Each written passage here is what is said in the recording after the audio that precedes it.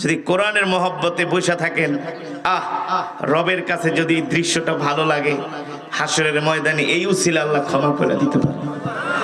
যে তোর কোনো আমল নাই, একটা আমল ভালো লাগছে যে কোরআনের মাহফিলে যে আমার কোরআন শুনছিলি। দেখেন এতটুকু যদি না পারেন, সারা জীবন তো দোকানে বসে বাংলা সিনেমার বিড়ি টানেন, জনমের টান। ফজরের নামাজ তো 100-র মধ্যে 95 জনই পড়েন না। এক করতেছেন, ফজরের নামাজ তো পড়েনই না, এশারের নামাজে তো জানেই না কি নিয়ত কি দিয়ে জান্নাতে যাইবেন। সূরা ফাতিহা তো সহি করে পড়তে পারেন না মিয়া, লজ্জা লাগে না? রাগ করেন না। দিনের কোনো খবর নাই, ইসলামের কোনো খবর নাই, ধর্মীয় কোনো জ্ঞান নাই, নিজে তো জানে না, একটু জানবে শুনবে সেটাও শুনতে চায় না।